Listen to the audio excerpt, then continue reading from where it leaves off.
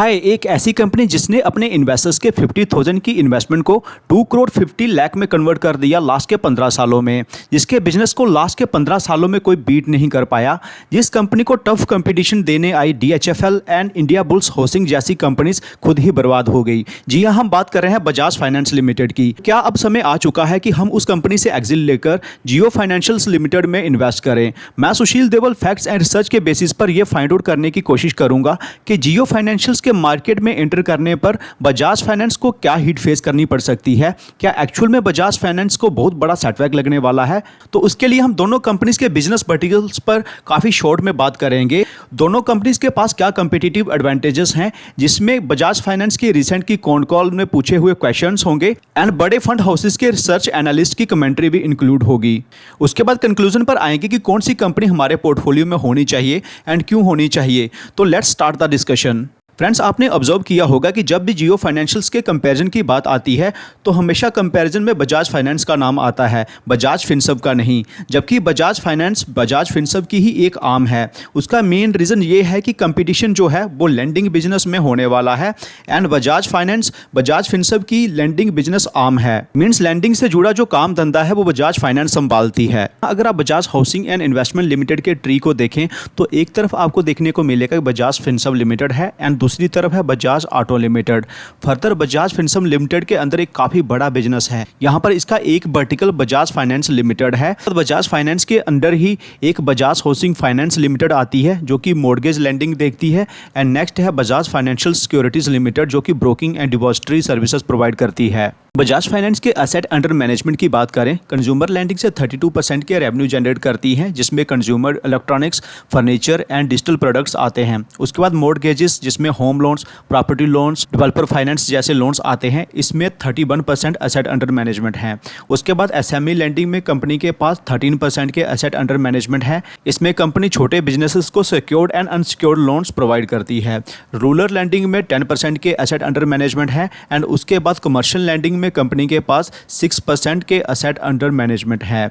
Company की बड़ी achievements को हम कंपनी के कंपटीटिव एडवांटेज में ही कवर करेंगे। उसके बाद जियो फाइनेंशियल के बिजनेस वर्टिकल्स को अगर शॉर्ट में बताऊं तो कंपनी रिटेल फाइनेंसिंग जिसमें consumer durables, merchant lending and MSME lending आती है, इन सेगमेंट्स में ऑपरेट करती है। एज पर RBI रिपोर्ट ये इंडिया में 24.8% के CAGR से ग्रो कर रही है। ये ट्रमेंडस ग्रोथ है। रिटेल फाइनेंस ही ऐसा सेगमेंट है जिसमें दोनों कंपनीज में टफ कंपटीशन होने वाला है, क्योंकि बजाज फाइनेंस के बिजनेस वर्टिकल में अगर consumer lending, SME lending and rural lending के बिजनेस को ऐड किया जाए तो 55% बजाज फाइनेंस का बिजनेस ऐसा है जिसमें जियो फाइनेंशियल्स ने भी एंटर किया है through their retail landing vertical. तो ये है सबसे बड़ा क्लैश वाला वर्टिकल। उसके बाद इंश्योरेंस सेगमेंट आता है जिसमें कंपनी जनरल इंश्योरेंस में फोरे करेगी एंड प्रेजेंटली ये इंडिया में 10% के CAGR से ग्रो कर रहा है। उसके बाद नेक्स्ट आएगा हेल्थ इंश्योरेंस। ये सेगमेंट भी आने वाले समय में $170 बिलियन का हो सकता है एंड 12.5% के CAGR से ग्रो कर रहा है। उसके बाद लाइफ इंश्योरेंस रहेगा जो कि 11.6% के CAGR से ग्रो कर सकता है अप टू 2030। नेक्स्ट आएगा इंश्योरेंस ब्रोकिंग जो कि अप टू 2030 25% के CAGR से ग्रो कर सकता है। इंश्योरेंस के ये चारों वर्टिकल्स इंडिया में अंडर पेनिट्रेटेड हैं जो आने वाले समय में मैसिव ग्रो कर सकते हैं। थर्ड बिजनेस वर्टिकल AMC का है जिसका मतलब है एसेट मैनेजमेंट कंपनी। इस सेगमेंट में कंपनी ने ब्लैक रॉक के साथ जॉइंट वेंचर किया है। ब्लैक रॉक वर्ल्ड की सबसे बड़ी AMC है जिसके पास 8.59 ट्रिलियन के एसेट्स अंडर मैनेजमेंट है। इनसे बेटर AMC इंडस्ट्री को कोई नहीं समझता एंड ये इंडस्ट्री इंडिया में अंडर पेनिट्रेटेड है, जिसे आप स्क्रीन पर देख सकते हैं। अभी तक हमने जियो फाइनेंशियल्स के जो वर्टिकल्स डिस्कस किए हैं वो इंडिया में अंडर पेनिट्रेटेड हैं एंड इन वर्टिकल्स में मैसिव ग्रोथ होने वाली है। लास्ट वर्टिकल है डिजिटल पेमेंट्स या एग्रीगेटर का। में एक ऐप पर मोबाइल रिचार्ज, बिल पेमेंट्स जैसे फीचर्स होंगे एंड इसी ऐप कंपनी अपने बाकी बिजनेसेस को भी रखने वाली है ताकि कस्टमर जब डिजिटल पेमेंट्स के लिए ऐप को ओपन करें उसके सामने अपने बाकी प्रोडक्ट्स भी पुश किए जा सकें। मैनेजमेंट का कहना है कि कंपनी यहां सिर्फ इंडस्ट्री के बेंचमार्क को ही बीट नहीं करेगी बल्कि न्यू एज फंक्शंस भी लेकर आएगी, जैसे कि blockchain based platform and central bank digital currency. इसके साथ रिलायंस ग्रुप की 7 कंपनीज में जियो फाइनेंशियल्स की होल्डिंग है जिसकी लिस्ट आपकी स्क्रीन पर है। अब आता है वीडियो का बहुत ही इंपॉर्टेंट पार्ट। यहाँ हम दोनों कंपनीज के कॉम्पिटिटिव एडवांटेज एडवांटेज बात करेंगे। यहाँ हम कॉन कॉल में पूछे हुए कुछ क्वेश्चंस एंड उनके आंसर्स पर भी बात करेंगे। तो हम स्टार्ट करेंगे बजाज फाइनेंस से, लेकिन उससे पहले हम ये जानने की कोशिश करेंगे बड़े कॉन्ग्लोमरेट्स आखिरकार एनबीएफसी में एंटर करना क्यों चाहते हैं। तो फ्रेंड्स, IL&FS क्राइसिस, जिसका मतलब है infrastructure leasing and financial services crisis, ये 4 ईयर्स पहले हुआ था। इसमें बड़ी बड़ी कॉर्पोरेशंस खत्म हो गई थी, जिसमें DHFL and Reliance Ambani group भी था। IL&FS crisis and Covid pandemic के बावजूद भी जो नॉन बैंक्स हैं, इनमें ग्रेट कमबैक हुआ है। नॉन बैंक्स में क्रेडिट ग्रोथ 17.3% हुई है इन द लास्ट 5 ईयर्स। इसके साथ जो नेट इंटरेस्ट मार्जिन्स हैं, ये भी हायर एंड हायर ट्रेंड कर रहे हैं due to higher yields and lower opex cost. Currently NBFC bank से ज़्यादा मार्जिन्स इंजॉय कर रही है, that is 5.4%, and banks margins बना रहे हैं 3.2% का। यही कारण है कि बजाज फाइनेंस को 8.2x का पीवी रेशो मिलती है, जबकि एचडीएफसी बैंक को 3.2x की। तो फ्रेंड्स, जिस तरह से बजाज फाइनेंस ने IL&FS crisis and Covid pandemic को फेस किया है, ये काफ़ी प्रेसवर्दी है। बजाज फाइनेंस की रिसेंट कॉन कॉल में जब जेफरीज के एक एनालिस्ट ने पूछा कि वो जियो फाइनेंशियल्स को कैसे देखते हैं या उसे कैसे काउंटर करेंगे, उसके रिप्लाई में MD राजीव जैन बताते हैं कि वो अपने 100 मिलियन कस्टमर्स के एम्बिशन को जल्द ही पूरा करने वाले हैं, एंड इसी के साथ उनके पास इन कस्टमर्स के पेमेंट्स, फाइनेंशियल सर्विसेज का एक बड़ा शेयर भी आ जाएगा। एंड मैनेजमेंट के पास ये कॉन्फिडेंस इसलिए है क्योंकि बजाज फाइनेंस के पास प्रेजेंटली 72.98 मिलियन कस्टमर्स का नेटवर्क है, जिसमें से 11.6 million new customers financial year 23 में ही ऐड हुए हैं। ये रिकॉर्ड ब्रेकिंग कस्टमर एडिशन है किसी सिंगल फाइनेंशियल ईयर में किसी भी एनबीएफसी के द्वारा। एंड Q1 फाइनेंशियल ईयर 24 में 3.84 मिलियन न्यू कस्टमर्स का एडिशन हुआ है। आज बजाज फाइनेंस की मार्केट कैप को देखें तो उसके नेक्स्ट 5 राइवल्स की मार्केट कैप को भी मिला दिया जाए तो भी बजाज फाइनेंस की मार्केट कैप के जितना नहीं होती।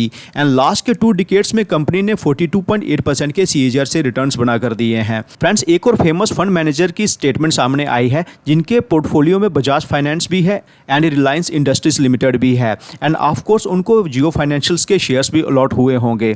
उनका कहना है कि बेशक रिलायंस इंडस्ट्रीज लिमिटेड काफ़ी हैवी बेड कॉन्ग्लोमरेट है, लेकिन जो कॉन्ग्लोमरेट्स का ट्रैक रिकॉर्ड है फाइनेंशियल सर्विसेज में एंटर करने का, वो कोई खास इंप्रेसिव नहीं रहा है, चाहे वो टाटा हो, बिरला हो, पिरामल जैसे ग्रुप्स ही क्यों ना हो। बजाज के फाइनेंशियल सर्विसेज के बिजनेस को बनाने में संजीव बजाज जी को सिटी बैंक के वेटरन नैनो पमनानी जी ने काफ़ी हेल्प की है। नैनो पमनानी जी तो 2020 में दुनिया से चले गए, लेकिन बजाज ग्रुप की जो कोर टीम है वो आज भी बजाज फाइनेंस के साथ बनी हुई है for more than a decade.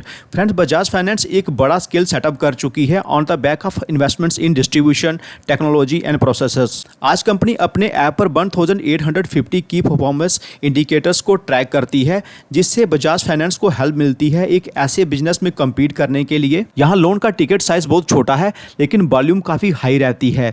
यही कारण है कि कुछ प्रोडक्ट्स से जर्नी स्टार्ट करने के बावजूद कंपनी के पास 46 वेरिएंट्स हैं across 22 products lines and 73 million customers हैं। फ्रेंड्स, वीडियो अगर इन्फॉर्मेटिव लग रही है, आई रिक्वेस्ट कि आप वीडियो को पॉज करके लाइक जरूर करें सो दैट इस वीडियो की रीच बढ़ सके। अब जियो फाइनेंशियल के कम्पिटिटिव एडवांटेज पर बात करते हैं। फ्रेंड्स, जियो फाइनेंशियल की एंट्री ने एनबीएफसी में फियर एंड एंग्जाइटी को काफ़ी बढ़ाया है।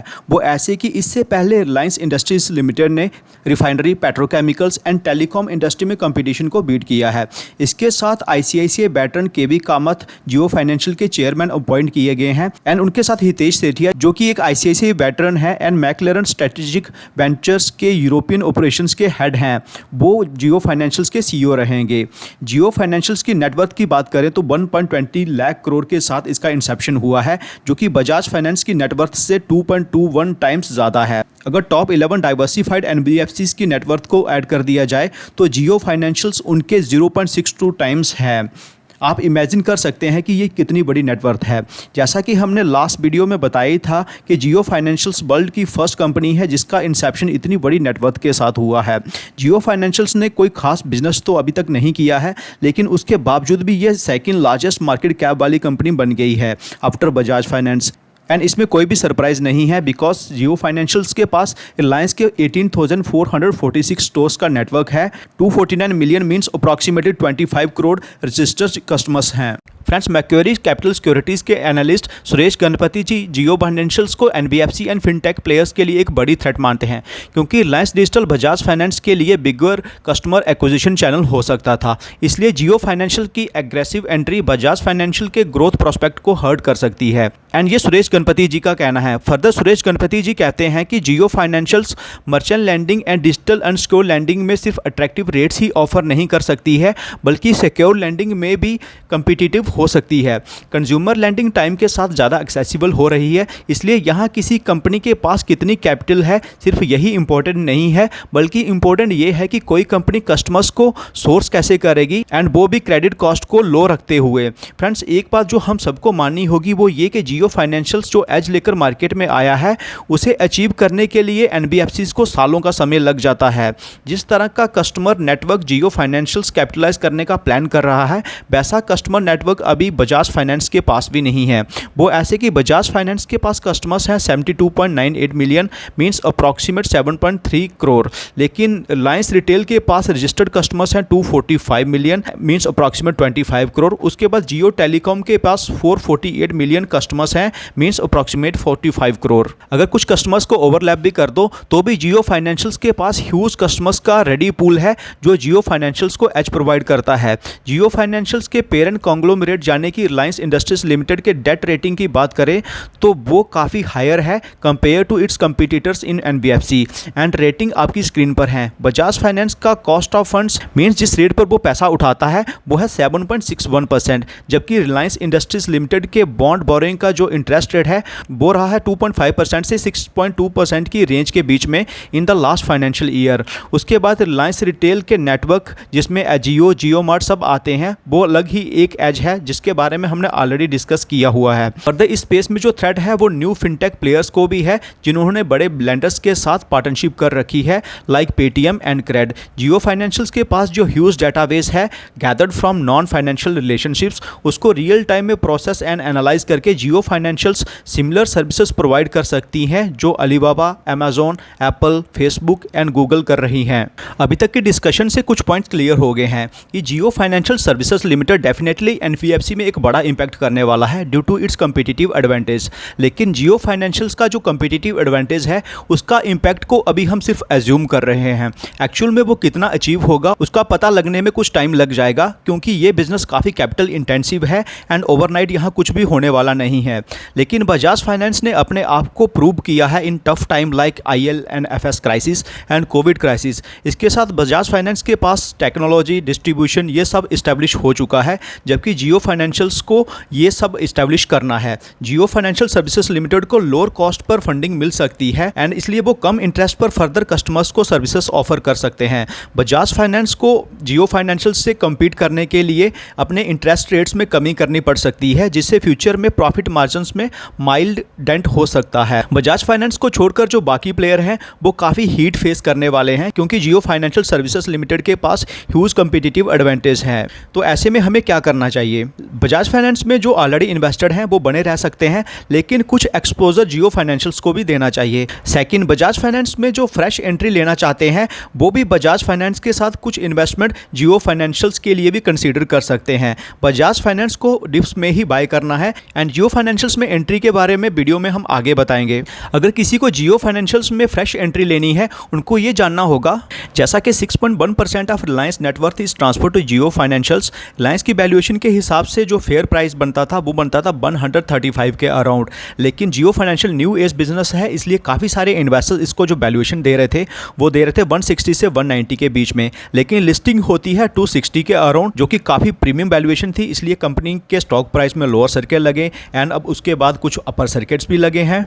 फेयर प्राइस की बात करें तो 200 के अराउंड का फेयर प्राइस आता है। इस कंपनी को 220 तक भी कंसीडर किया जा सकता है, लेकिन इस बात की कोई गारंटी नहीं है कि स्टॉक प्राइस 220 से नीचे फिर से आएगा। इसलिए जो इन्वेस्टर इसमें सीरियसली इन्वेस्ट करना चाहते हैं वो SIP मोड में एक्युमुलेशन स्टार्ट कर सकते हैं फॉर द नेक्स्ट 1 ईयर।